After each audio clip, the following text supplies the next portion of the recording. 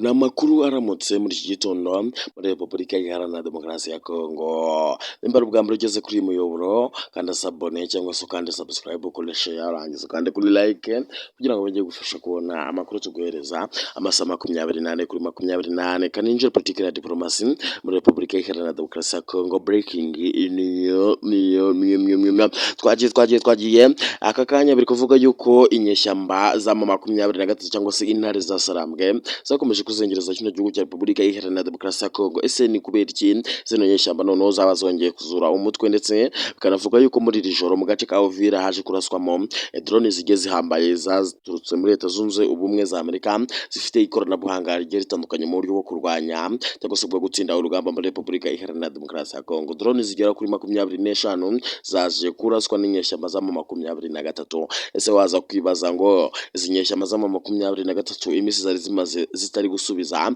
ko zizakubitwaga zidakoramo byari byaragenze gute? Ibyo byose rero nibyo tugiye kurebera hamwe, ndetse ni nabyo tugiye kubana muri iki kiganiro, tugiye kuba twakorana. Ese izi nyeshyamba za 23 koko za 23 koko bivugwa yuko zino nyeshyamba za 23 byavugaga yuko nyuma y'ukwezi kwa 8 kuva mu kwa 7 kugeza mu kwezi kwa 8 kuva mu kwa 6 kugeza mu kwa 4 kugeza mu kwa 8 zino nyeshyamba zizaba zitakiri muri Repubulika Iharanira Demokarasi ya Kongo. Gusa kuko biracyashoboka ko bazaba bamaze kuzirukana nyuma y'uko zaba zongeye kuzura umuganda ndetse zikarasana n'abarundi, abatari bake b'abarundi bagakwira imishwaro ku mirongo y'urugamba, ndetse bakongera no kuvuga yuko zino nyeshyamba za 23 zikongera no kuvuga yuko ziteguye gukora buri kimwe ariko zikaganira na Leta ya Kinshasa, ndetse zikongera gusaba ibintu bifatika muri Repubulika Iharanira Demokarasi ya Kongo, nyuma yuko ziresa nkaho ziri gutuza. Abayobozi batari bakeya ba 23 bari baramaze guhunga muri Repubulika Iharanira Demokarasi ya Kongo, bakaba bongeye bakagaruka muri kino gihugu cya Repubulika Iharanira Demokarasi ya Kongo. Nimba ubwa mbere ugeze kuri miyoboro, reba ko wakanze ku buto yanditseho sabone cyangwa se subscribe, bijye bigufasha kubona amakuru n'ibiganiro tuguhereza amasaha 24 kuri 24. Katunjira politiki na diplomasi. Abaturage bagera kuri 15 baje kuraswa n'abantu basirikare ba Wazalendo biganjemo abakiri batoya ngo barwanye uyu mutwe mu 23 muri Repubulika Iharanira Demokarasi ya Kongo, dore ko abaturage bagera kuri 3 baje kwitaba Imana, abari 12 bakaza gukomereka bikomeye cyane muri Repubulika Iharanira Demokarasi ya Kongo.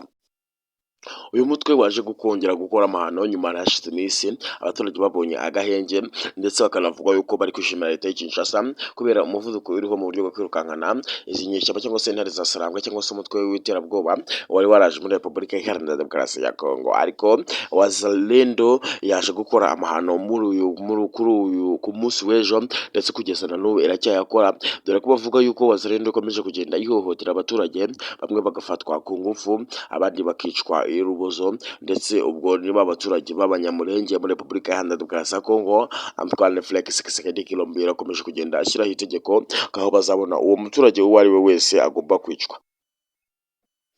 N'abaturage basa nkaho bavuga ururimi rw'ikinyarwanda. Mu by'ukuri Antoine Felix Tshisekedi Tshilombo yavuze yuko aho bazabona uwo muturage wese ari muri Repubulika Iharanira Demokarasi ya Kongo agomba kwicwa, ndetse agashakishwa uruhindu, ndetse akicwa bikomeye cyane, abandi bagatemwa, abandi byagaragaye bicwa abandi bagashyingurwa ari bazima muri Repubulika Iharanira Demokarasi ya Kongo. Ndagira ngo ibyo bintu mwarabyumvishe, ukabona umuntu arimo ararengana, abandi ukabona umuntu arimo akurwa kuri moto agakubitwa akagaragurwa muri kaburimbo. Mu by'ukuri yari isura mbi igaragara muri Repubulika Iharanira Demokarasi ya Kongo, ariko byari bisa nkaho byacogoye, ariko gucokora soko byari byararangiye, ahubwo abaturage bari basa nkaho bari kugenda basha muri kino gihugu cya Repubulika Iharanira Demokarasi ya Kongo. Bongeye kubura umutwe wo gushaka abana baturage muri Repubulika Iharanira Demokarasi ya Kongo mu buryo bwo kugira ngo babashe